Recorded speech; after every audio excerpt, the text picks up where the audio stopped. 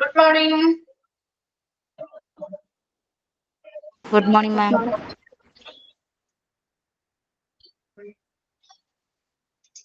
Okay, നമ്മള് quality management കഴിഞ്ഞ ക്ലാസ്സിൽ സ്റ്റാർട്ട് ചെയ്തിരുന്നു അല്ലെ? എവിടെ വരെ എടുത്തത്? Introduction paragraph കഴിഞ്ഞു.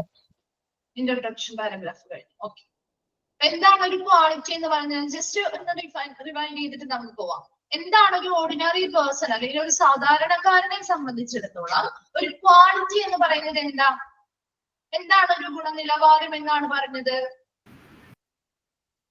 എത്ര നല്ലതാണ് എന്ന് പറയുന്നതാണ്.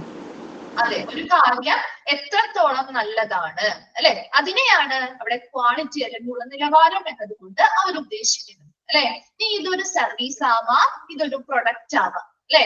രണ്ടാണെങ്കിലും അത് എത്രത്തോളം ഒരു വ്യക്തിയെ സ്വാധീനിക്കുന്നു, അല്ലെങ്കിൽ ഒരു വ്യക്തി എന്താണോ ആ ഒരു പ്രൊഡക്റ്റിൽ നിന്ന് അല്ലെങ്കിൽ സർവീസിൽ നിന്ന് പ്രതീക്ഷിക്കുന്നത് അതിനനുസരിച്ചായിരിക്കും ആ ഒരു വ്യക്തി അതിനെ ജഡ്ജ് ചെയ്യുന്നത് അല്ലെങ്കിൽ വിലയിരുത്തുന്നത് അല്ലെ.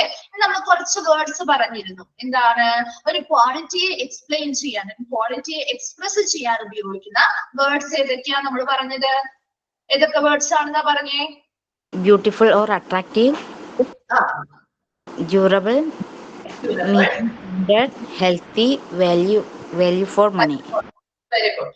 അപ്പൊ ഇത്രയും വേർഡ്സ് നമ്മൾ എന്താണ് പറഞ്ഞത്? ആ ഒരു ക്വാളിറ്റിയെ ഡിസ്ക്രൈബ് ചെയ്യുന്ന അല്ലെങ്കിൽ എക്സ്പ്ലെയിൻ ചെയ്യാൻ ഉപയോഗിക്കുന്ന വേർഡ്സ് ആണെന്ന് പറഞ്ഞു. പിന്നെ പല വേർഡ്സ് നമ്മൾ ഉപയോഗിക്കാമെങ്കിലും അത് എന്തിന്റെ ബേസിസിലാണ് നമ്മൾ ഉപയോഗിക്കുന്നത്?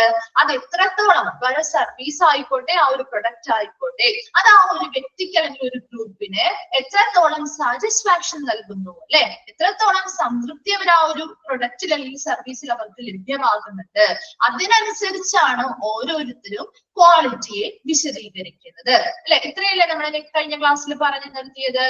നെക്സ്റ്റ് നമുക്ക് നോക്കാം കേട്ടോ. What is quality of care?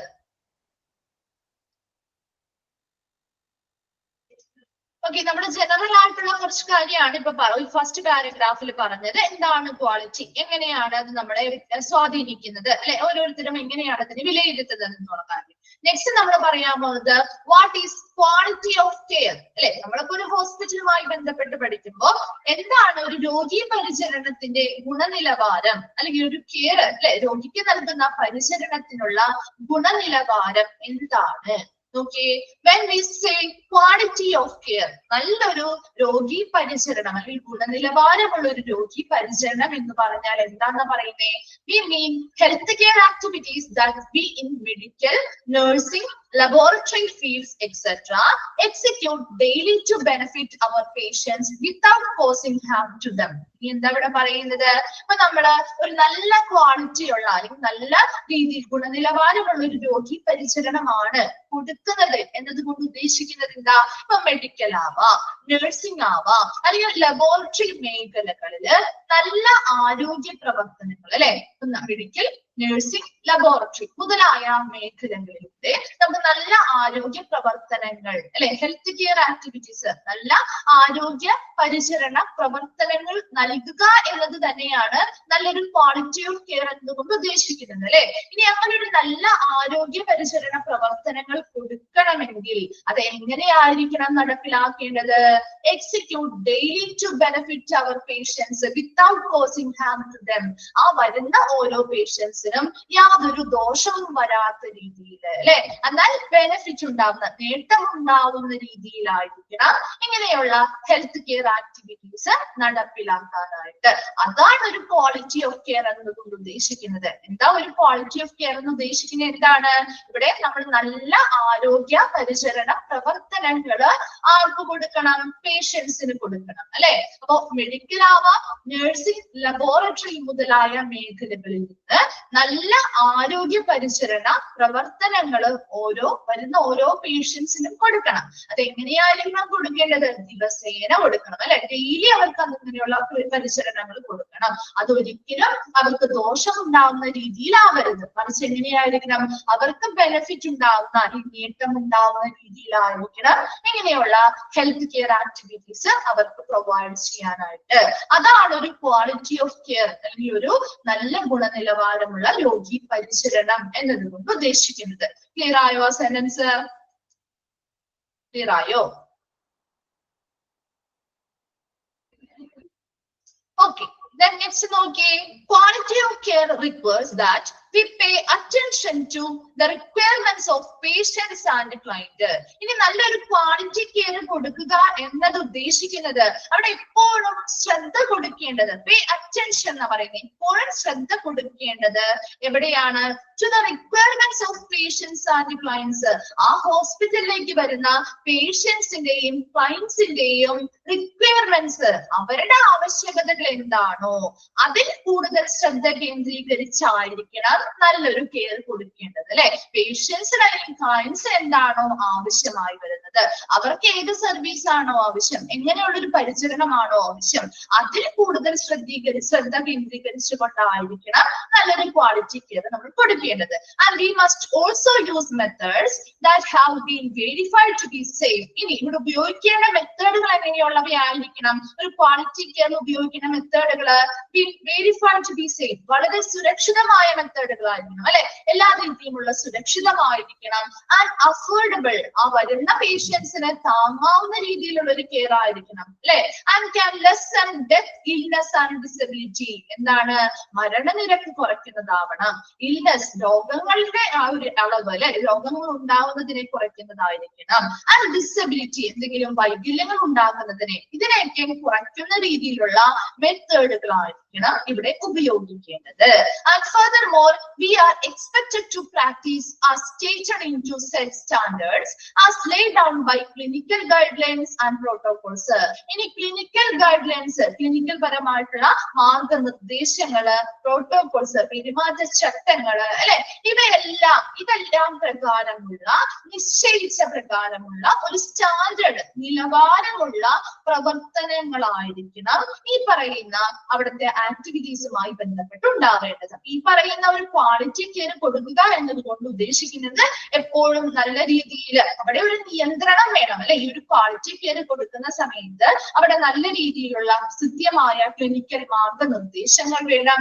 അതിനനുസരിച്ചുള്ള പെരുമാറ്റച്ചട്ടങ്ങൾ പ്രകാരം എല്ലാ രീതിയിലും നല്ല സ്റ്റാൻഡേർഡ് ആയിട്ടുള്ള അല്ലെങ്കിൽ നിലവാരമുള്ള കാര്യങ്ങളായിരിക്കണം അവിടെ സജ്ജീകരിക്കേണ്ടത്. അങ്ങനെയായിരിക്കണം അവിടുത്തെ ഓരോ പ്രവർത്തനങ്ങളും നടക്കേണ്ടതും.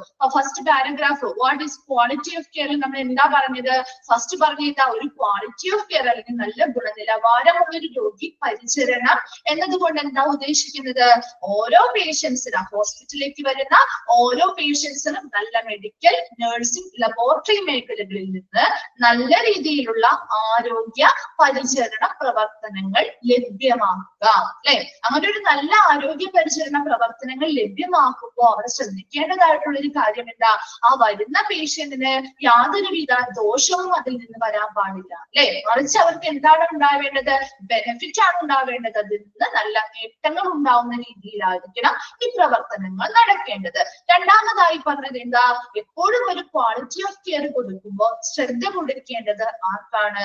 അവിടെ വരുന്ന പേഷ്യൻസിനും ക്ലയൻസിനുമാണ്.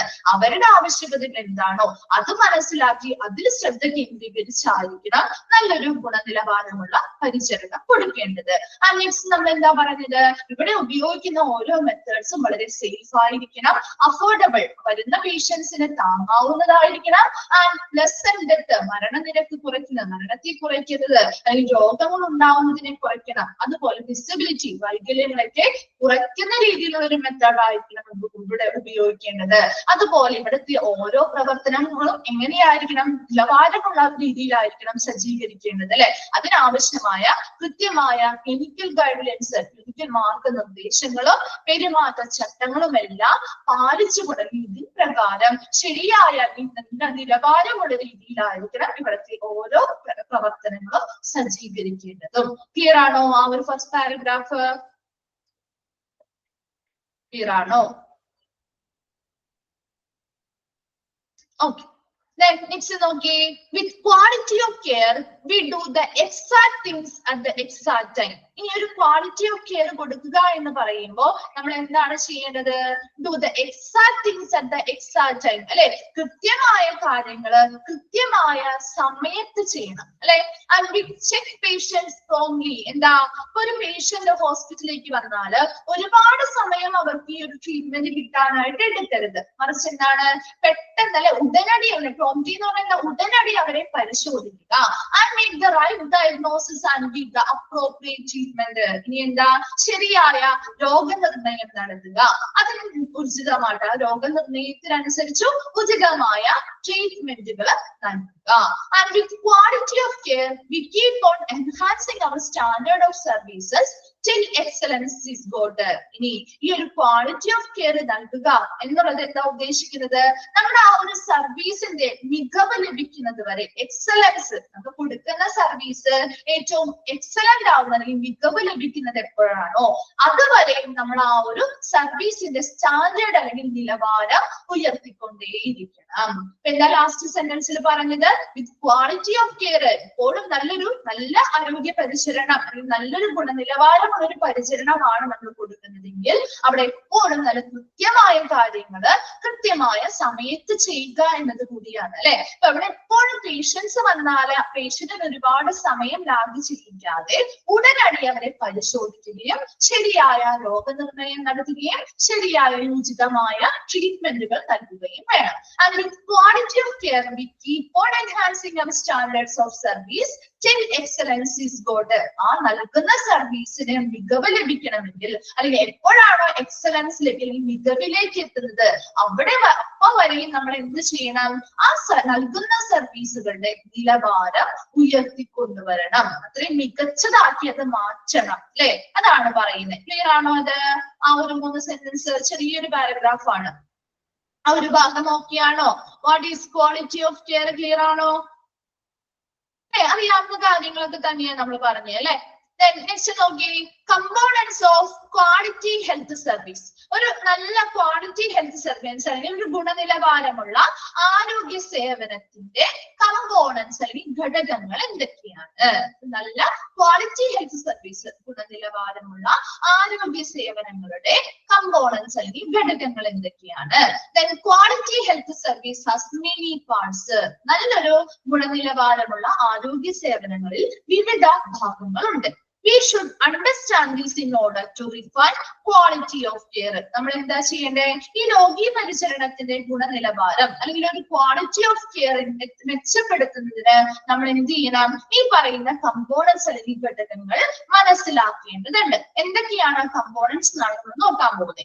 These parts are listed in the box below. ഇതെല്ലാം നമ്മുടെ ബോക്സ് ആയിട്ട് നമുക്ക് താഴെ ലിസ്റ്റ് ചെയ്ത് തന്നിട്ടുണ്ട്. We shall look briefly at each of the parts. ഓരോ ഭാഗവും നമുക്ക് ബ്രീഫ് ആയിട്ട് വളരെ ചുരുക്കത്തിൽ കുറച്ച് ഡീറ്റെയിൽ ആയിട്ട് നമുക്ക് നോക്കി പഠിക്കാവുന്നതാണ് കേട്ടോ. നോക്കി, ഫസ്റ്റ് വൺ ആണ് അസസ്. എന്താ? പ്രവേശനം അല്ലെ. അസസ് ചെയ്യുക, പ്രവേശനം, അതിലേക്കുള്ള ഒരു പ്രവേശനം. Technical competence. എന്താ? സാങ്കേതിക കഴിവ്. നെക്സ്റ്റ് എന്താ? ഇക്വിറ്റി, സമത്വം അല്ലെങ്കിൽ നീതി. And effectiveness. എന്താണ്? ഫലപ്രാപ്തി അല്ലെ. എഫിഷ്യൻസി. എന്താ? കാര്യക്ഷമത. കണ്ടിന്യൂറ്റി, തുടർച്ച. സേഫ്റ്റി, സുരക്ഷ. ആൻഡ് ഇന്റർപേഴ്സണൽ റിലേഷൻസ്, വ്യക്തിബന്ധങ്ങൾ. And amenities. എന്താ? ഫെസിലിറ്റീസ് അല്ലെങ്കിൽ സൗകര്യങ്ങൾ. ഈ പറയുന്നവയെല്ലാം എന്താണ്? ഒരു ക്വാളിറ്റി ഹെൽത്ത് സർവീസിന്റെ കമ്പോണൻസ് അല്ലെങ്കിൽ ഘടകങ്ങളാണ്. ഈ പറയുന്ന ഓരോ കമ്പോണൻസും നമുക്ക് കുറച്ച് ഡീറ്റെയിൽ ആയിട്ട് തന്നെ പഠിക്കാനുണ്ട് കേട്ടോ. ക്ലിയർ ആണോ? അത്രയും ഭാഗം നോക്കിയാണോ? എന്തെങ്കിലും റിപ്പീറ്റ് ചെയ്യണോ? ക്ലിയർ ആണോ? ഓക്കെ, നോക്കി, ഫസ്റ്റ് വൺ ആണ്. ഒന്നും കൂടി പറയണോ? ഓക്കെ, നോക്കി, components of quality health service. നല്ലൊരു എന്താ ക്വാളിറ്റി അല്ലെങ്കിൽ ഗുണനിലവാരമുള്ള ആരോഗ്യ സേവനത്തിന്റെ ഘടകങ്ങളാണ് ഈ താഴെ പറഞ്ഞിരിക്കുന്നവ.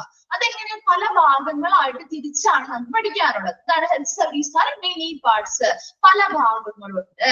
And we should understand this in order to refine quality of care. നല്ല രോഗി പരിചരണം മെച്ചപ്പെടുത്തുന്നതിന് നമുക്ക് ഈ പറയുന്ന കാര്യങ്ങൾ മനസ്സിലാക്കേണ്ടതുണ്ട്. ഈ ഘടകങ്ങൾ മനസ്സിലാക്കിക്കൊണ്ടായിരിക്കണം നല്ലൊരു ക്വാളിറ്റി കെയർ ആളുകൾക്ക് കൊടുക്കാൻ പറ്റുക. അത് മെച്ചപ്പെടുത്തണമെങ്കിൽ ഈ പറയുന്ന ഘടകങ്ങൾ നമ്മൾ മനസ്സിലാക്കേണ്ടതുണ്ട്. ഈ പറയുന്ന ബോക്സുകളിലാക്കി കൊടുത്തിരിക്കുന്നതാണ് ആ കമ്പോണൻസ് എന്ന് പറയുന്നത്. ഇതിൽ ഫസ്റ്റ് പറഞ്ഞ എന്താ? അസസ്, പ്രവേശനം. ടെക്നിക്കൽ കോമ്പിറ്റൻസ് സാങ്കേതിക കഴിവ്. ഇക്വിറ്റി എന്ന് പറയുന്നത് സമത്വം അല്ലെങ്കിൽ നീതി. ദെൻ എഫക്റ്റീവ്നെസ് ഫലപ്രാപ്തി. ദെൻ എഫിഷ്യൻസി കാര്യക്ഷമത. ആൻഡ് കണ്ടിന്യൂറ്റി തുടർച്ച. സേഫ്റ്റി സുരക്ഷ. ആൻഡ് ഇന്റർപേഴ്സണൽ റിലേഷൻസ് വ്യക്തിബന്ധങ്ങൾ. ആൻഡ് അമ്യൂണിറ്റീസ് എന്ന് പറഞ്ഞാൽ സൗകര്യങ്ങൾ അല്ലെങ്കിൽ ഫെസിലിറ്റികൾ. ഇത് ക്ലിയർ ആണോ? ഇത് ഓരോന്നും നമുക്ക് ഡീറ്റെയിൽ ആയിട്ട് പഠിക്കാനുണ്ട് കേട്ടോ, ഓരോ കമ്പോണൻസും. ഓക്കെ ആണോ ഷാനി? ഓക്കെ. നോക്കി ഫസ്റ്റ് വൺ ആണ് അസസ് അല്ലെ. അസസ് എന്നാണ് നമ്മൾ പറഞ്ഞല്ലേ. ഫസ്റ്റ് വണ് എന്തിലോട്ടുള്ള അസസ് ആണ്? Access to service. എന്തിലോട്ടുള്ള അസസ് ആണ്? അസസ് ടു സർവീസ് അല്ലെ. ആ സർവീസിലേക്കുള്ള പ്രവേശനം. ഒരു ഹോസ്പിറ്റൽ അല്ലെങ്കിൽ ഏതെങ്കിലും ഒരു ഹെൽത്ത് കെയർ ഫെസിലിറ്റി നൽകുന്ന ഒരു സർവീസ്, ആ ഒരു സർവീസിലേക്കുള്ള പ്രവേശനമാണ് ഇവിടെ പറയുന്നത്. നോക്കിയേ, everyone should have an entry to quality health care. അല്ലെ, ഏതൊരു വ്യക്തിക്കും അല്ലെ ഗുണനിലവാരമുള്ള ആരോഗ്യ പരിചരണത്തിലേക്ക് ഏവർക്കും പ്രവേശനമുണ്ട് അല്ലെ. അവിടെ ആർക്കെങ്കിലും ഒക്കെ നമ്മൾ റെസ്ട്രിക്ഷൻസ് പറയാറുണ്ടോ? ആ ഒരു സർവീസ് കിട്ടാൻ വേണ്ടിയിട്ട് ഒരു സർവീസ് നൽകാൻ ആർക്ക് വേണമെങ്കിലും ആ സർവീസ് സ്വീകരിക്കാൻ പറ്റില്ലേ? ഒരു സർവീസ് ഹോസ്പിറ്റലിൽ കൊടുക്കുന്ന ഒരു സർവീസ് ആണ്. ആ ഹോസ്പിറ്റൽ സർവീസ് കൊടുക്കുമ്പോൾ ഇന്ന വ്യക്തികൾക്ക് അല്ലെങ്കിൽ ഇന്ന ആളുകൾക്കാണെന്ന് പറഞ്ഞാണോ കൊടുക്കാറ്? അല്ല അല്ലെ, ആർക്ക് വേണമെങ്കിലും അല്ലെ ഗുണനിലവാരമുള്ള ആരോഗ്യ പരിചരണത്തിലേക്ക് എല്ലാവർക്കും പ്രവേശനമുണ്ട് അല്ലെ. അതാണ് everyone should have an entry to quality health care. നല്ലൊരു ആരോഗ്യ പരിചരണ പ്രവർത്തനങ്ങളിലേക്ക് എല്ലാവർക്കും എന്താണ്? പ്രവേശനമുണ്ട്.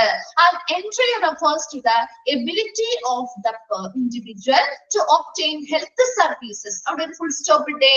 എന്താണ് ഒരു പ്രവേശനം എന്നതുകൊണ്ട് ഉദ്ദേശിക്കുന്നത്? refers to the ability of the individual to obtain health services. ഒരു ഹെൽത്ത് സർവീസ് നേടാനായിട്ട് ഉള്ള ഒരു ഇൻഡിവിജ്വലിന്റെ കഴിവിനെയാണ് എൻട്രി അല്ലെങ്കിൽ പ്രവേശനം എന്നതുകൊണ്ട് ഉദ്ദേശിക്കുന്നത്.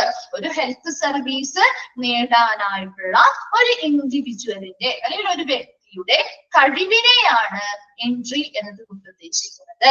ഇനി some of the factors that can affect entry. ഇനി ഒരു എൻട്രി അല്ലെങ്കിൽ ഈ പ്രവേശനത്തെ അഫക്ട് ചെയ്യുന്ന അല്ലെങ്കിൽ ബാധിക്കുന്ന ഘടകങ്ങളാണ് താഴെ പറഞ്ഞിരിക്കുന്നത്.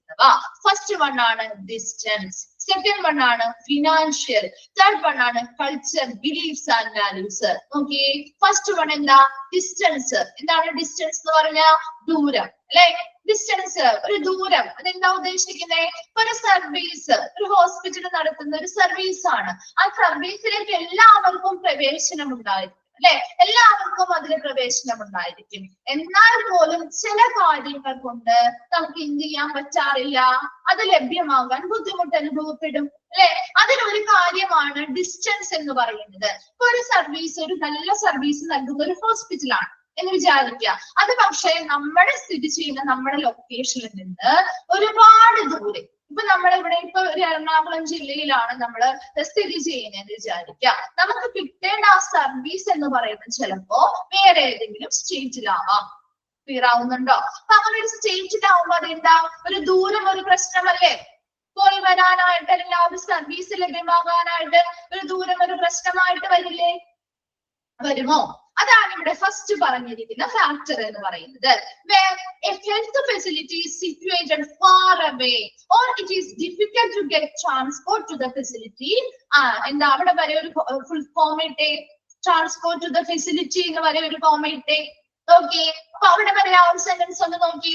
വേറെ facility, health facility situated far away. എന്താ? ആ ഒരു ആരോഗ്യ സൗകര്യം നൽകുന്ന ആ ഒരു സെന്റർ എവിടെയാണോ ആ കേന്ദ്രം എന്ന് പറയുന്നത് ഒരുപാട് ദൂരെയാണെങ്കിൽ അല്ലെ, ഒരുപാട് ദൂരെയാണെങ്കിൽ അല്ലെങ്കിൽ ആ ഒരു ഫെസിലിറ്റി, ആ സൗകര്യത്തിലേക്ക് നമുക്ക് ട്രാൻസ്പോർട്ട് ചെയ്തു പോവാനായിട്ട് ബുദ്ധിമുട്ടുണ്ടെങ്കിലും അല്ലെ. അപ്പൊ അവിടെ എന്താണ്? Access to quality health care becomes a problem അല്ലെ. ആ ഒരു ക്വാളിറ്റിയിലേക്ക് അല്ലെങ്കിൽ ആ ഒരു ക്വാളിറ്റി ഹെൽത്ത് കെയറിലേക്ക് പ്രവേശിക്കാനായിട്ട് ഒരു പ്രോബ്ലം സിറ്റുവേറ്റ് ചെയ്യുന്നില്ലേ? അവിടെ ഒരു പ്രോബ്ലം സൃഷ്ടിക്കുന്നില്ലേ? ആ സമയത്ത് പ്രോബ്ലം ഉണ്ടാകുന്നുണ്ടോ? ഉണ്ട് അല്ലെ. അതാണ് ഒരു ഡിസ്റ്റൻസ് എന്നതുകൊണ്ട് ഉദ്ദേശിക്കുന്നത്, ദൂരം എന്നതുകൊണ്ട് ഉദ്ദേശിക്കുന്നത്. നമുക്ക് ആർക്കും എല്ലാവർക്കും എന്ത് ചെയ്യാം, നല്ലൊരു ഹെൽത്ത് കെയർ അല്ലെങ്കിൽ നല്ലൊരു ഗുണനിലവാരമുള്ള ആരോഗ്യ പരിചരണത്തില് പ്രവേശിക്കാവുന്നതാണ് അല്ലെ. എൻട്രി അല്ലെങ്കിൽ അസസ് ചെയ്യാം, അതിലേക്ക് പ്രവേശിക്കാവുന്നതാണ്. അതിന് റെസ്ട്രിക്ഷൻസോ കാര്യങ്ങളോ ഒന്നുമില്ല. പക്ഷെ ചില ഘടകങ്ങൾ കൊണ്ട് ചിലപ്പോൾ നമുക്ക് അതിലേക്ക് കടക്കാനായിട്ട് ബുദ്ധിമുട്ട് അനുഭവപ്പെടാം. അതിലൊന്നാമതാണ് ഡിസ്റ്റൻസ് എന്ന് പറയുന്നത്. ദൂരം ഒരു പ്രശ്നമാണ് അല്ലെ. ആ കൊടുക്കുന്ന ഫെസിലിറ്റി അല്ലെങ്കിൽ ആ ഒരു സൗകര്യം എന്ന് പറയുന്നത് ഒത്തിരി ദൂരെയാണെങ്കിൽ, നമ്മുടെ ലൊക്കേഷനിൽ നിന്ന് ഒത്തിരി ദൂരെയാണെങ്കിൽ, അല്ലെങ്കിൽ അവിടേക്ക് നമുക്ക് എത്തിപ്പെടാനായിട്ട് ട്രാൻസ്പോർട്ട് ചെയ്ത് അവിടേക്ക് എത്തിപ്പെടാനായിട്ട് ബുദ്ധിമുട്ടുകൾ അനുഭവപ്പെടുകയാണെങ്കിൽ ആ ഒരു ഫെസിലിറ്റി അല്ലെങ്കിൽ ഏതാണോ നൽകുന്ന ആ സർവീസിലേക്കുള്ള എൻട്രി പ്രോബ്ലം ആയി വരാം അല്ലെ, ബുദ്ധിമുട്ടായി വരാം, അല്ലെങ്കിൽ പ്രശ്നം അനുഭവപ്പെട്ടേക്കാം. ക്ലിയർ ആണോ ഫസ്റ്റ് വൺ? ഓക്കെ ആണോ? ഓക്കെ. ദെൻ സെക്കൻഡ് നോക്കിയേ, ഫിനാൻഷ്യൽ അല്ലെ, സാമ്പത്തികപരമായിട്ടുണ്ടാവുമല്ലോ അല്ലെ. എന്താണ് അതിന് എക്സാമ്പിൾ പറഞ്ഞിരിക്കുന്നത്? where people cannot pay for the service rendered. അവര് നൽകുന്ന സർവീസുകൾക്ക് അല്ലെ നമുക്ക് പണം നൽകാൻ ചിലപ്പോ കഴിയാതെ വരാം അല്ലെ.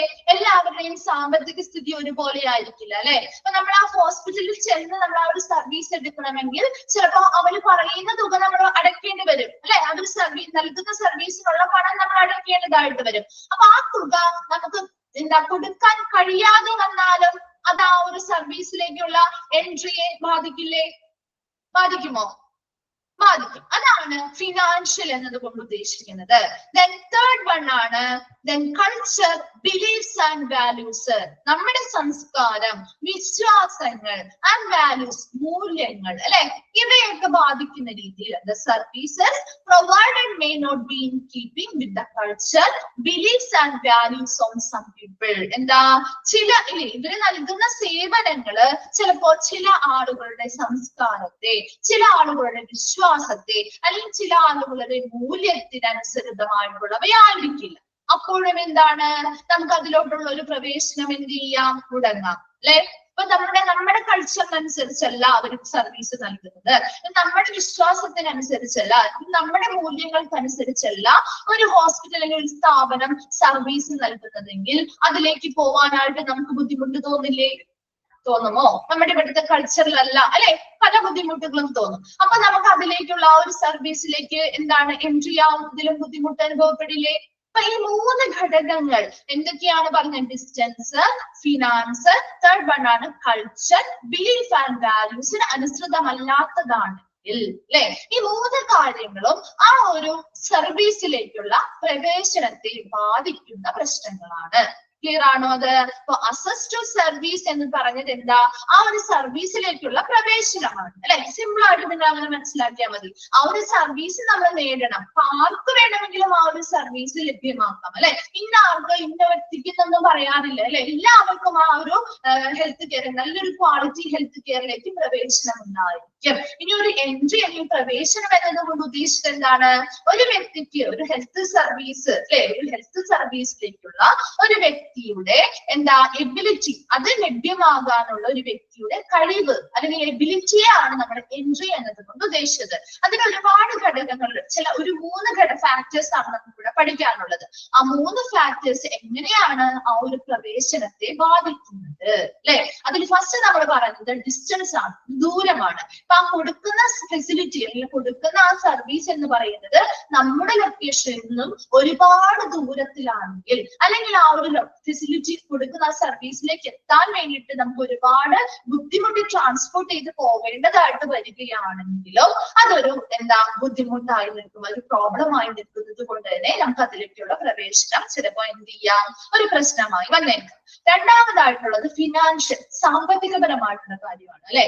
അവര് നൽകുന്ന സർവീസിന് നമുക്ക് തിരിച്ചു പണം നൽകാനായിട്ട് നമുക്ക് കഴിവില്ലെങ്കിൽ അല്ലെ, അതും ഒരു പ്രശ്നമാണ്. ആ ഒരു സർവീസ് നേടാനായിട്ടൊരു പ്രശ്നമായിട്ട് വരാം. മൂന്നാമതായി പറഞ്ഞത് കൾച്ചർ, ബിലീഫ്സ് ആൻഡ് വാല്യൂസ്. ഇത് ഓരോ വ്യക്തികളുടെയും ഇവര് നൽകുന്ന സർവീസ് എന്ന് പറയുന്നത് ചില വ്യക്തികളുടെ കൾച്ചർ, സംസ്കാരത്തെ, അല്ലെങ്കിൽ അവരുടെ ബിലീഫ്, വിശ്വാസത്തെ, അല്ലെങ്കിൽ അവരുടെ വാല്യൂസ് അല്ലെങ്കിൽ മൂല്യങ്ങളെയൊക്കെ ഇതിനെയൊന്നും കൃത്യമായിട്ട് അതൊക്കെ പാലിക്കാത്ത രീതിയിൽ, അല്ലെങ്കിൽ അതിനനുസൃതമല്ലാത്ത രീതിയിലാണ് അവർ നൽകുന്ന സർവീസ് എന്നുണ്ടെങ്കിൽ അപ്പോൾ ചിലപ്പോഴും അതിലേക്കുള്ള പ്രവേശനം ഒരു പ്രോബ്ലം ആയിട്ട് വന്നേക്കാം. ക്ലിയർ ആണോ? അക്സസ് ടു സർവീസ് ഓക്കെ ആണോ എല്ലാവർക്കും? Okay.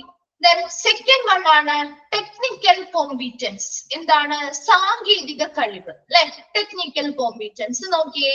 Technical proficiency as an indicator of quality assurance suggests that we should have sufficient knowledge and skills to perform our functions in order to provide quality service. ഇനി എന്താണ് ഒരു സാങ്കേതിക കഴിവ് അല്ലെങ്കിൽ ഒരു technical proficiency എന്ന് പറഞ്ഞാൽ as an indicator of quality assurance.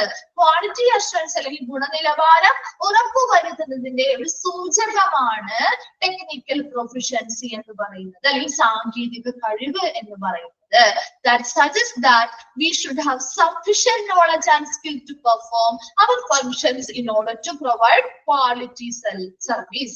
നല്ലൊരു ക്വാളിറ്റി ഉള്ള സർവീസ് നൽകണമെങ്കിൽ അല്ലെ, നൽകണമെങ്കിൽ എന്തായിരിക്കണം? അവിടുത്തെ പ്രവർത്തനങ്ങളെല്ലാം നിർവഹിക്കുന്നതിന് വേണ്ടി അവിടെയുള്ള അറിവും വൈദഗ്ധ്യവുമുള്ള അല്ലെ, നല്ല സഫിഷ്യന്റ് ആയിട്ടുള്ള നോളജ്, അറിവും അതുപോലെ നല്ല സ്കില്ലും വൈദഗ്ധ്യവുമുള്ള ജീവനക്കാർ അവിടെ ഉണ്ടായിരിക്കണ്ടേ ഇല്ലേ? നല്ലൊരു ക്വാളിറ്റി സർവീസ് നൽകണമെങ്കിൽ അവിടുത്തെ പ്രവർത്തനങ്ങൾ നിർവഹിക്കാനായിട്ട് അതിനുള്ളിൽ എന്തുണ്ടാവണം?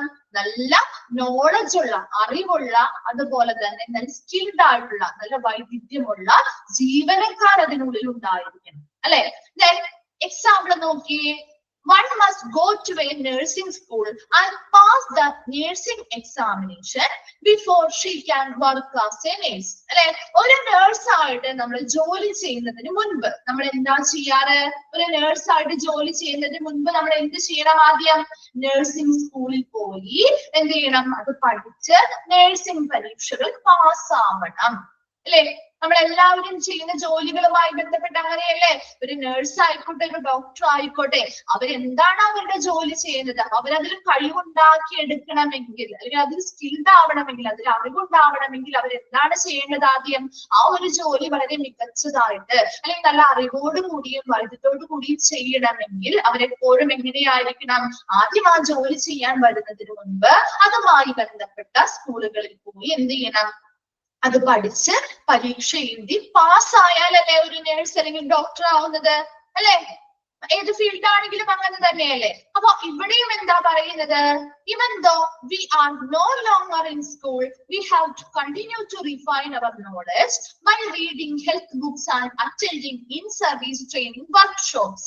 ഇനി നമുക്ക് ഇങ്ങനെയുള്ള സ്കൂളുകളിൽ നമുക്കിപ്പോ നമ്മളൊരു പ്രാവശ്യം ഒരു നഴ്സിംഗ് സ്കൂളിൽ പോയി പഠിച്ചു, നമ്മൾ നേഴ്സായി, നമ്മൾ എന്ത് ചെയ്തു? നമ്മുടെ പരീക്ഷയൊക്കെ പാസ്സായി കഴിഞ്ഞു. അത് കഴിഞ്ഞും ഒരുപാട് അറിവുകൾ ചിലപ്പോൾ നമുക്ക് നേടാനുണ്ടാവും അല്ലെ. അപ്പൊ അതാ പറയുന്നത് even though we are no longer in school, സ്കൂളുകളിൽ ഇപ്പോൾ നമ്മുടെ സ്കൂളുകളിലല്ല എങ്കിൽ പോലും നമ്മുടെ ആ ഒരു അറിവ് അല്ലെ, അത് റിഫൈൻ ചെയ്യാൻ അല്ലെങ്കിൽ ശുദ്ധീകരിക്കാനായിട്ട്, അറിവ് ശുദ്ധീകരിക്കാൻ അല്ലെങ്കിൽ അറിവ് കൂട്ടാനായിട്ട് നമ്മൾ എന്താ ചെയ്യേണ്ടത്?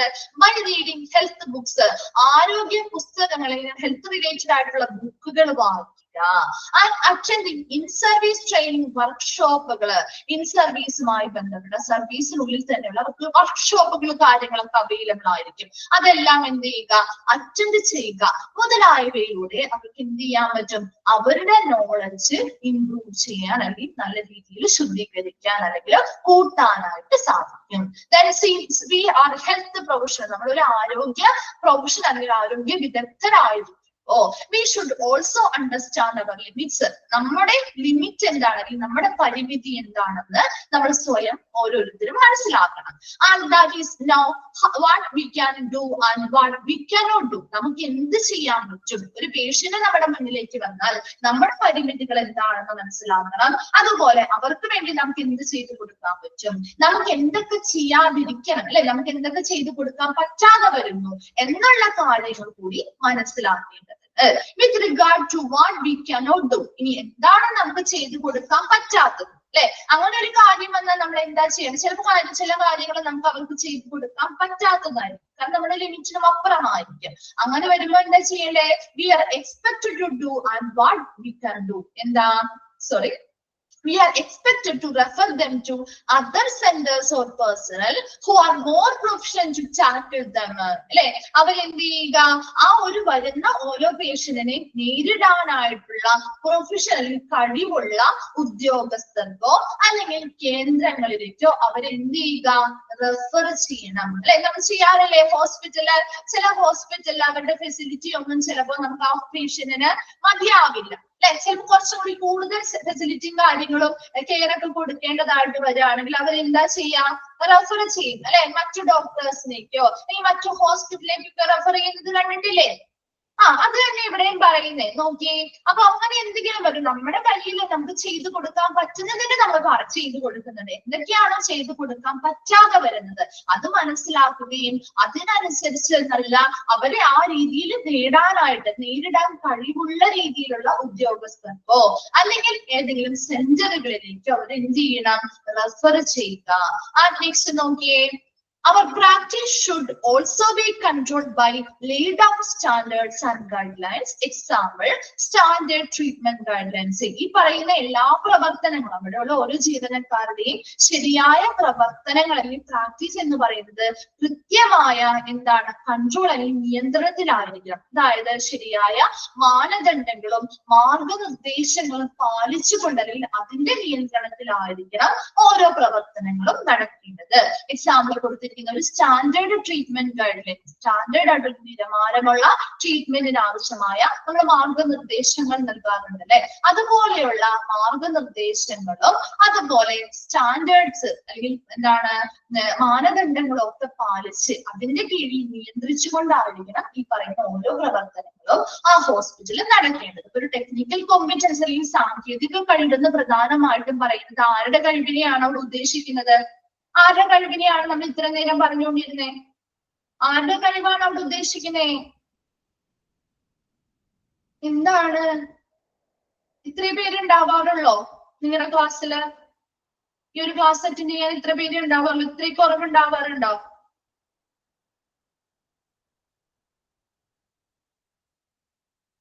ഇത്ര പേര് ഉണ്ടാവാറുള്ളൂ. ഓക്കെ ഓക്കെ, ഇപ്പൊ കുറവാണ് അല്ലെ? ഓക്കെ, നോക്കിയപ്പോ എന്താണ് ടെക്നിക്കൽ കോമ്പറ്റൻസ് അല്ലെങ്കിൽ സാങ്കേതിക കഴിവെന്ന് ഉദ്ദേശിക്കുന്നത്? ആരെയാണ് നമ്മൾ പ്രധാനമായിട്ടും ഇവിടെ ഉദ്ദേശിക്കുന്നത്? ആരുടെ കഴിവാണ് ഇവിടെ ഉദ്ദേശിക്കുന്നത്? ആ ക്വാളിറ്റി ഓഫ് കെയർ കൊടുക്കുന്ന സ്റ്റാഫുകള് അല്ലെങ്കിൽ അവിടുത്തെ ജീവനക്കാരുടെയാണ് അല്ലെ. ഒരു നേഴ്സ് ആണെങ്കിൽ നേഴ്സിന്, ഒരു ഡോക്ടർ ആണെങ്കിൽ ഡോക്ടർ, അപ്പൊ അവരുടെ എംപ്ലോയീസ് അല്ലെങ്കിൽ സ്റ്റാഫുകളുടെ കഴിവാണ് ഇവിടെ നമ്മൾ ഉദ്ദേശിക്കുന്നത് അല്ലെ. അപ്പൊ നല്ലൊരു ക്വാളിറ്റി ഉറപ്പ് വരുത്തണമെങ്കിൽ അവിടുത്തെ ഹെൽത്ത് പ്രൊഫഷണൽസ് അല്ലെ, അവിടെയുള്ള ഓരോ ജീവനക്കാരും നല്ല രീതിയിൽ നല്ല അറിവുള്ളവരും നല്ല വൈദഗ്ധ്യമുള്ളവരുമായിരിക്കും അല്ലെ. ഇനി അങ്ങനെ വൈദഗ്ധ്യമുള്ളവരും നല്ല അറിവ് നേടുന്നത് എങ്ങനെയാണ്? അവർ ഈ ഒരു നേഴ്സ് അല്ലെങ്കിൽ ഡോക്ടറായിട്ട് ജോലിയിൽ പ്രവേശിക്കുന്നതിന് മുൻപ് അവർ എന്ത് ചെയ്യണം? അതുമായി ബന്ധപ്പെട്ട സ്കൂളുകളിൽ പോയി അതുമായി ബന്ധപ്പെട്ട കാര്യങ്ങൾ പഠിച്ച് പരീക്ഷ എഴുതി പാസ്സാവണം അല്ലെ. അതിലൂടെ അവർക്ക് അറിവ് കിട്ടും. ഇനി അത് കഴിഞ്ഞും അവർക്ക് എന്ത് ചെയ്യാം? ഒരുപാട് നോളജ് അവർക്ക് വർദ്ധിപ്പിക്കാം അല്ലെ. അവർക്ക് അവരുടെ നോളജ് ലെവൽ അവർക്ക് ശുദ്ധീകരിക്കാൻ പറ്റുന്നത് ഏതൊക്കെ മെത്തേഡിലൂടെയാണ്? സ്കൂളിംഗ് കഴിഞ്ഞ പല രീതിയിലുള്ള ആരോഗ്യ ബുക്സ് ഒക്കെ വായിക്കാം അല്ലെ, ഹെൽത്ത് റിലേറ്റഡ് ബുക്സ് വായിക്കാം. പിന്നെന്താ, ഇൻ സർവീസുമായി ബന്ധപ്പെട്ട ട്രെയിനിങ്ങുകളിൽ വർക്ക്ഷോപ്പുകളിൽ പങ്കെടുക്കുന്നതിലൂടെയും അവരുടെ നോളജ് അവർക്ക് വർദ്ധിപ്പിക്കാവുന്നതാണ് അല്ലെ. നെക്സ്റ്റ് നമ്മൾ എന്താ പറഞ്ഞത്? ഒരു ആരോഗ്യ പ്രൊഫഷണൽ ആണ് എന്നുള്ള നിലയിൽ ചിന്തിക്കുമ്പോ അവിടെ എപ്പോഴും അവരെന്താണ് മനസ്സിലാക്കേണ്ടത്? അവരുടെ പരിമിതികൾ എന്താണെന്ന് മനസ്സിലാക്കണം അല്ലെ. അവരുടെ ലിമിറ്റ്സ് എന്താണെന്ന് മനസ്സിലാക്കണം. അവർക്ക് എന്ത് വരുന്ന ഓരോ പേഷ്യന്റും അവർക്ക് എന്ത് ചെയ്തു കൊടുക്കാൻ പറ്റും എന്ന് മനസ്സിലാക്കണം. ഇനി എന്തൊക്കെ ചെയ്യാൻ കഴിയില്ല അല്ലെ, അവർക്ക് ചെയ്യാൻ കഴിയാത്ത കാര്യങ്ങൾ മനസ്സിലാക്കണ്ടേ?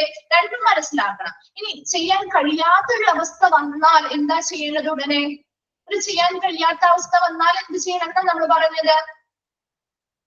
അങ്ങനെ ഒരു ചെയ്യാൻ റെഫർ ചെയ്യണം അല്ലെ.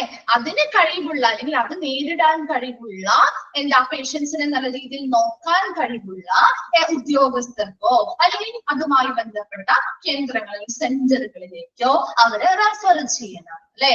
ഇവിടെയുള്ള എല്ലാ ഇങ്ങനെയുള്ള പ്രവർത്തനങ്ങളും ഓരോ ജീവനക്കാരുടെയും നല്ല പ്രവർത്തനങ്ങള് കൃത്യമായി തുല്യമായിട്ടുള്ള സ്റ്റാൻഡേർഡ്സ് മാനദണ്ഡങ്ങളുടെയും മാർഗനിർദ്ദേശങ്ങളുടെയും അടിസ്ഥാനത്തിൽ അല്ലെങ്കിൽ നിയന്ത്രണത്തിലായിരിക്കണം നടത്തേണ്ടത്.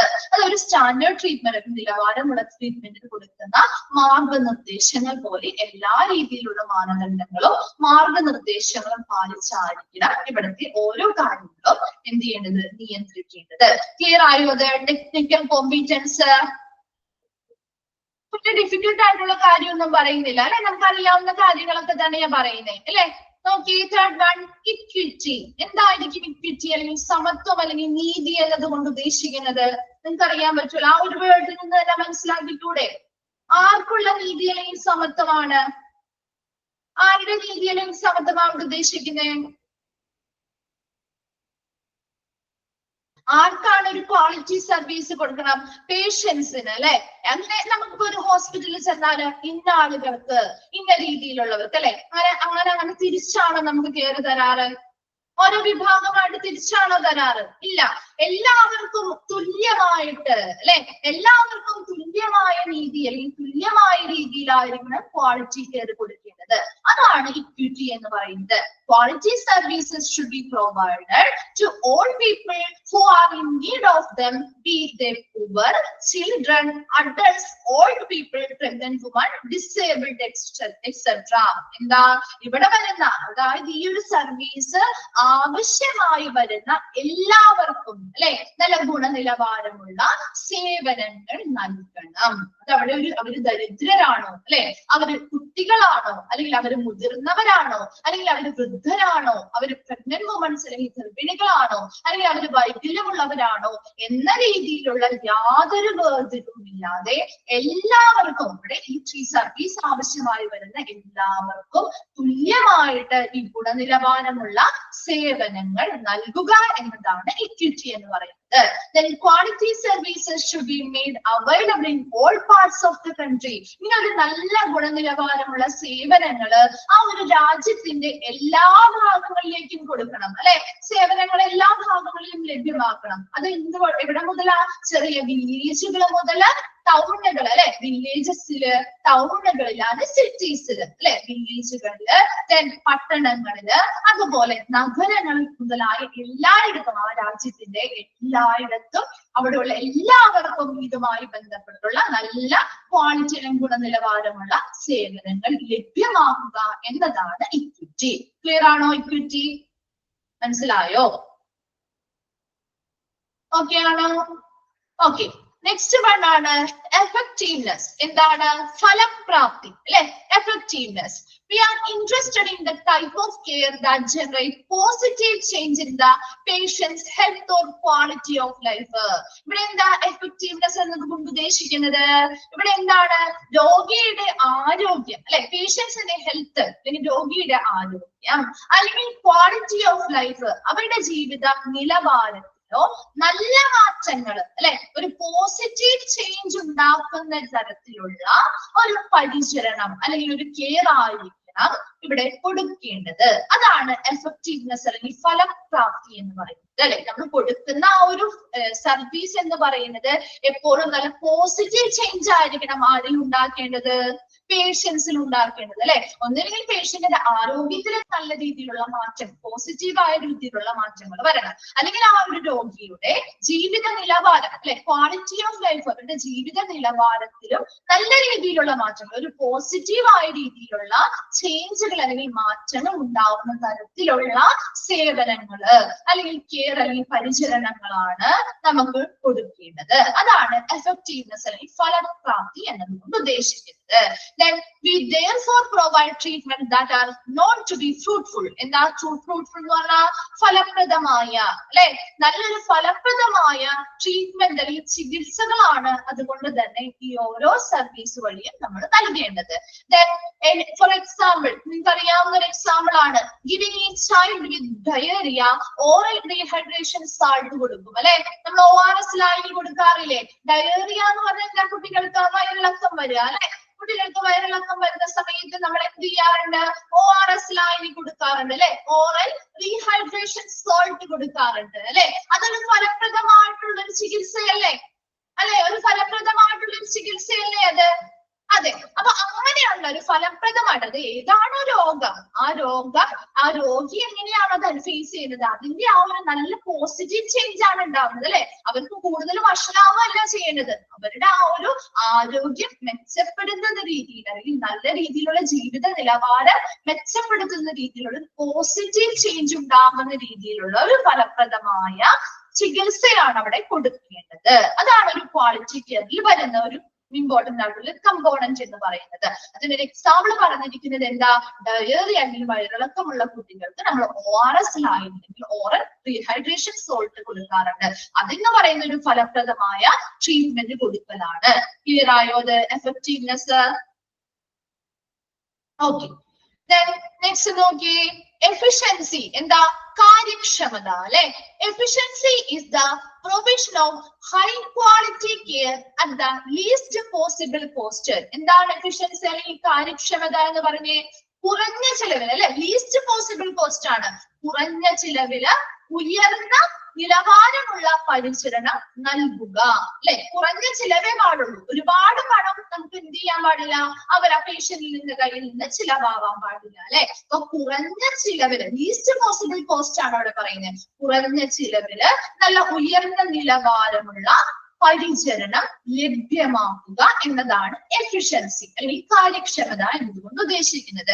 We are expected to make the best use of resources and avoid wastage of our meager resources. എന്താണ് ഉദ്ദേശിക്കുന്നത്? meager എന്ന് പറഞ്ഞാൽ എന്താ? തുച്ഛമായ ട്ടാ, തുച്ഛമായ. മീനിങ് അറിയാത്തവരുണ്ടെങ്കിൽ ഒന്ന് എഴുതി വെച്ചോളൂ ട്ടാ. Then we are expected to make the best use of resources. ഇനി എന്താ?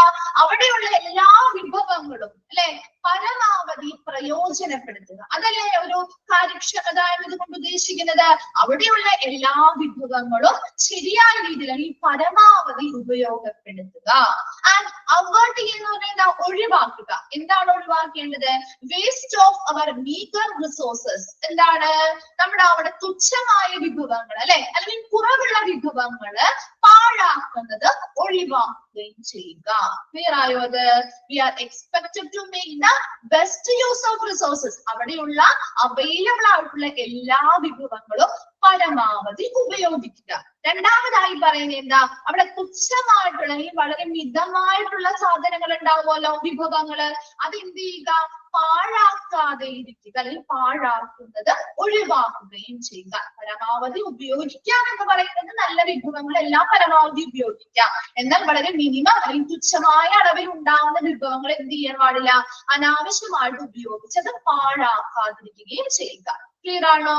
Then we waste resources by prescribing unwanted drugs. അല്ലെ, നമ്മൾ പരമാവധി ഒരുപാട് സാധനങ്ങൾ നമ്മൾ എന്ത് ചെയ്യാറുണ്ട്? ഒരുപാട് വിഭവങ്ങൾ നമ്മൾ പാഴാക്കാറുണ്ട്. എന്താണ് ഒന്നാമത്തെ? പ്രിസ്ക്രൈബിങ് അൺവാണ്ടഡ് ഡ്രഗ്സ് അല്ലെ.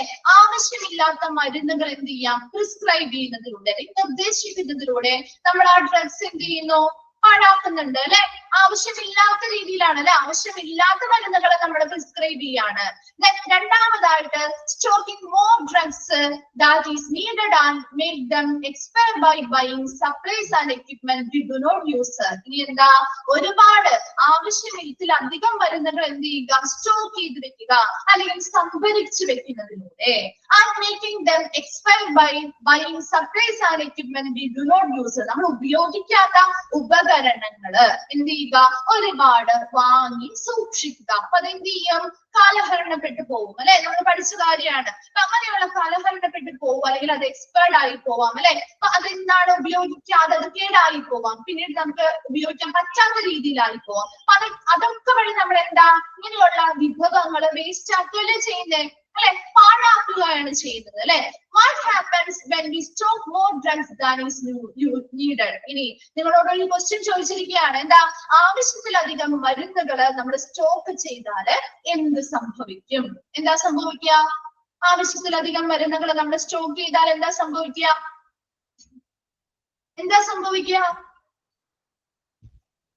എന്താണ് എക്സ്പയർഡ് ആയി പോകും അല്ലെ. അത് എക്സ്പയറി ഡേറ്റ് കഴിഞ്ഞ് പോകുമ്പോ അത് നമുക്ക് പിന്നീട് ഉപയോഗിക്കാൻ പറ്റുമോ? ഇല്ല അല്ലെ. അപ്പൊ അത് വേസ്റ്റ് ആയില്ലേ. അപ്പൊ അതുപോലെയുള്ള വേസ്റ്റേജസ് ഒന്നും വരാൻ പാടില്ല. ഇങ്ങനെയുള്ള ആവശ്യത്തിൽ കൂടുതൽ നമ്മൾ ആവശ്യമില്ലാത്ത അൺവാണ്ടഡ് ആയിട്ടുള്ള ഡ്രഗ്സ് നിർദ്ദേശിക്കാൻ പാടില്ല, ഒരുപാട് സ്റ്റോക്ക് ചെയ്ത് വെക്കാൻ പാടില്ല, അല്ലെ? അതെന്താവും, എക്സ്പയർഡ് ആയി പോവാം. അതുപോലെ ഉപയോഗിക്കാത്ത അധികം ഉപയോഗിക്കാത്തതായിട്ടുള്ള ഉപകരണങ്ങൾ കാര്യങ്ങൾ ഒരുപാട് വാങ്ങി സ്റ്റോക്ക് ചെയ്യുമ്പോൾ അത് ഉപയോഗിക്കാതിരുന്നത് എന്ത് ചെയ്യും, ചീത്തയായി പോകും, അല്ലെ? അല്ലെങ്കിൽ കാലഹരണപ്പെട്ടു പോകും. അപ്പൊ അങ്ങനെയൊക്കെയുള്ള കാര്യങ്ങൾ, അങ്ങനെയുള്ള റിസോഴ്സുകളുടെ ആ ഒരു വേസ്റ്റേജസ് വരെ പാഴാക്കുന്നത് കുറച്ചുകൊണ്ട്, അല്ലെ? അത് കുറച്ചുകൊണ്ട് ശരിയായ രീതിയിൽ അത് പരമാവധി ഉപയോഗിച്ച് ഫലപ്രദമായ രീതിയിൽ ഉപയോഗിക്കുക. അതുവഴി നല്ല ഉയർന്ന നിലവാരത്തിലുള്ള ഒരു രോഗി പരിചരണം ആർക്ക് കൊടുക്കുക, വരുന്ന ഓരോ പേഷ്യൻസിനും കൊടുക്കുക. അതെപ്പോഴും ചിലവ് കുറഞ്ഞ രീതിയിൽ എന്നാൽ നല്ല ഉയർന്ന നിലവാരമുള്ള പരിചരണവുമായിരിക്കണം കൊടുക്കേണ്ടത്. അതാണ് എഫിഷ്യൻസി എന്നതുകൊണ്ട് ഉദ്ദേശിക്കുന്നത്. ക്ലിയർ ആണോ? എഫിഷ്യൻസി ഓക്കെ ആണല്ലോ. നെക്സ്റ്റ് നോക്കി, കണ്ടിന്യൂറ്റി, അല്ലെ? അറിയാമല്ലോ നമുക്ക്, തുടർച്ച, അല്ലെ? എന്തിന്റെ കണ്ടിന്യൂറ്റി ആയിരിക്കും? പേഷ്യൻസിന്റെ കണ്ടിന്യൂറ്റി, അല്ലെ? പേഷ്യൻസ് നോക്കി, continuity implies that the client receive the full range of health services he or she needs, അല്ലെ?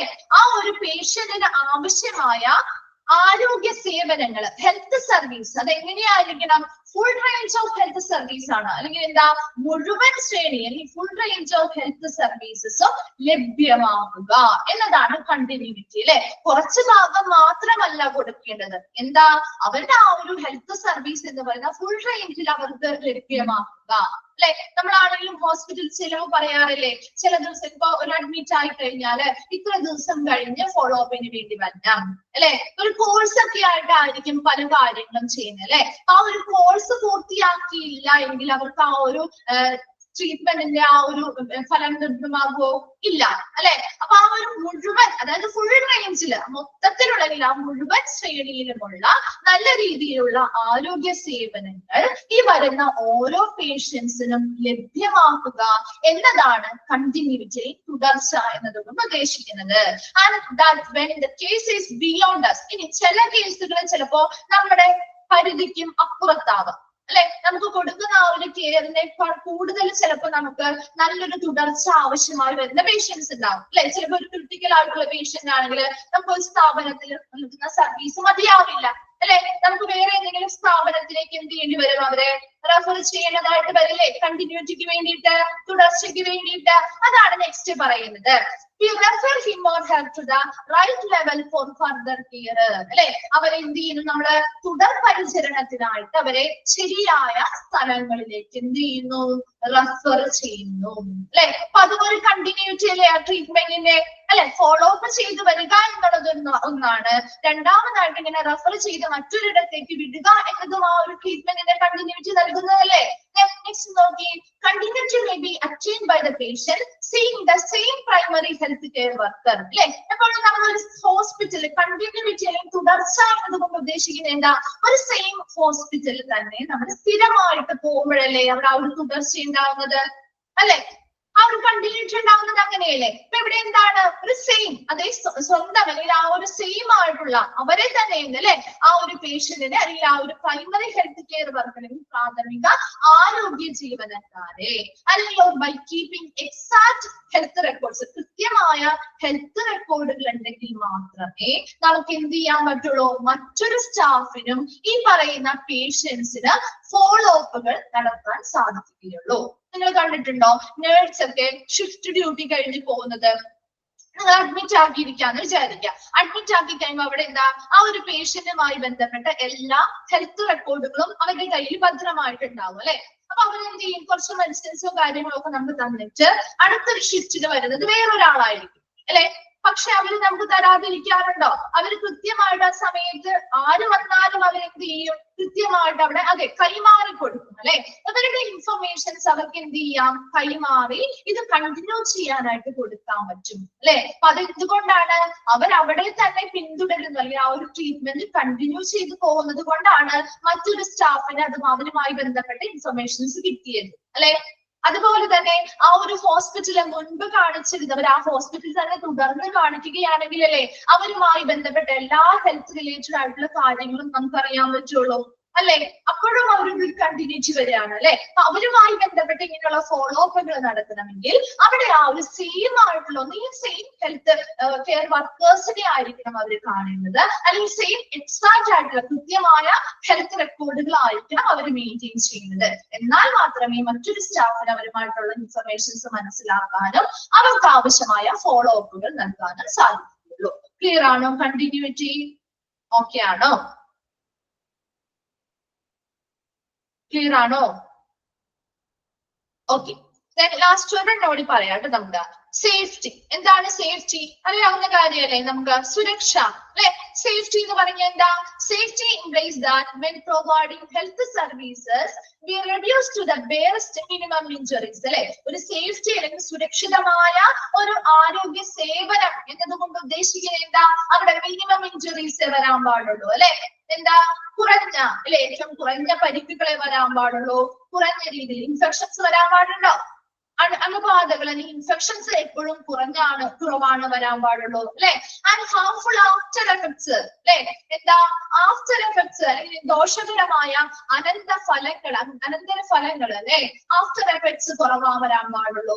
And dangers to clients and to the സ്റ്റാഫുകൾക്ക് അല്ലെങ്കിൽ അവിടുത്തെ വരുന്ന ക്ലയൻസ് അല്ലെങ്കിൽ പേഷ്യൻസിനൊക്കെ അപകടങ്ങളും കുറവേ വരാൻ പാടുള്ളൂ അല്ലെ. അതിന്റെയൊക്കെ അളവ് കുറയ്ക്കുക എന്നതാണ് സേഫ്റ്റി എന്നതുകൊണ്ട് ഉദ്ദേശിക്കുന്നത് അല്ലെ.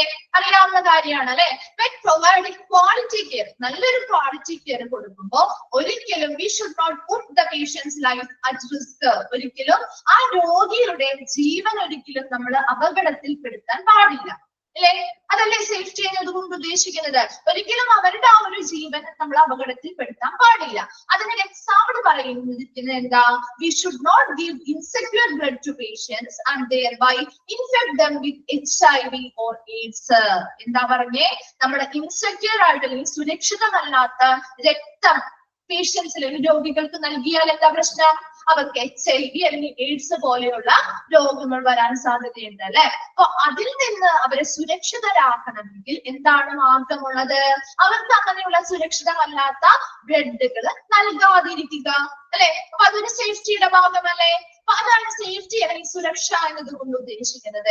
എപ്പോഴും നല്ലൊരു ക്വാളിറ്റി കെയർ കൊടുക്കുക എന്നത് ഉദ്ദേശിക്കുന്നത് എന്താ? അവിടെ വരുന്ന ഓരോ പേഷ്യൻസിനും അവർക്ക് ഇഞ്ചുറീസ് കുറവേ വരാൻ പാടുള്ളൂ, ഇൻഫെക്ഷൻസ് അധികം വരാൻ പാടില്ല അല്ലെ. ഹാർംഫുൾ ആഫ്റ്റർ എഫക്ട്സ് അല്ലെങ്കിൽ അനന്തര ഫലങ്ങൾ അധികം വരാൻ പാടില്ല. അതുപോലെ ഡേഞ്ചേഴ്സ് അല്ലെങ്കിൽ അപകടങ്ങളും അവിടുത്തെ ജീവനക്കാർക്കും ക്ലയൻസ് അല്ലെങ്കിൽ പേഷ്യൻസിനും വരാൻ പാടില്ല അല്ലെ. അത് കുറവേ വരാൻ പാടുള്ളൂ. ആശുപത്രി വഴി അവർക്കൊന്നും ഉണ്ടാവാൻ പാടില്ല അല്ലെ. അവർക്ക് കൊടുക്കുന്ന ആ ഒരു കെയർ അല്ലെങ്കിൽ പരിചരണവുമായി ബന്ധപ്പെട്ട് അല്ലെങ്കിൽ ട്രീറ്റ്മെന്റുകളുമായി ബന്ധപ്പെട്ട് അവർക്ക് യാതൊരുവിധ ബുദ്ധിമുട്ടുകളോ പ്രശ്നങ്ങളോ അല്ലെങ്കിൽ അപകട സാധ്യതകളോ ഉണ്ടാവാതിരിക്കുന്ന രീതിയിലായിരിക്കണം അവിടെ നല്ലൊരു ക്വാളിറ്റി കെയർ കൊടുക്കേണ്ടത്. അതാണ് സേഫ്റ്റി എന്നതുകൊണ്ട് ഉദ്ദേശിക്കുന്നത്. എക്സാമ്പിൾ പറഞ്ഞ എന്താ? ബ്ലഡ് കൊടുക്കുക അല്ലെ. ഇൻസെക്യൂർ ആയിട്ടുള്ള ബ്ലഡുകൾ യാതൊരു കാരണവശാലും അവിടെ വരുന്ന രോഗികൾക്ക് കൊടുക്കാൻ പാടില്ല. അങ്ങനെ കൊടുത്താൽ അവർക്ക് HIV അല്ലെങ്കിൽ എയ്ഡ്സ് പോലെയുള്ള രോഗങ്ങൾ വരാൻ സാധ്യതയുണ്ട്. അത് കുറയ്ക്കാനായിട്ട് ഇങ്ങനെയുള്ള ഇൻസെക്യൂർ ബ്ലഡുകൾ അവർക്ക് നൽകാതിരിക്കുക, അത് ഒരു സേഫ്റ്റിയുടെ ഭാഗമാണ്. ക്ലിയർ ആണോ? അത്രയും സേഫ്റ്റി ഓക്കെ. നെക്സ്റ്റ് നമുക്ക് നെക്സ്റ്റ് ക്ലാസ്സിൽ കണ്ടിന്യൂ ചെയ്യാം കേട്ടോ. ഇത്രയും ഭാഗം പറഞ്ഞത് ഓക്കെ ആണോ? കമ്പോണൻസ് ക്ലിയർ ആണോ? ഓക്കെ. നെക്സ്റ്റ് ക്ലാസ്സിൽ വരുമ്പോ അത് വായിച്ച് മനസ്സിലാക്കി വരിക കേട്ടോ. ഡൗട്ട്സോ കാര്യങ്ങളോ ഉണ്ടെങ്കിൽ ചോദിക്കുക കേട്ടോ. Thank you. Thank you, ma'am.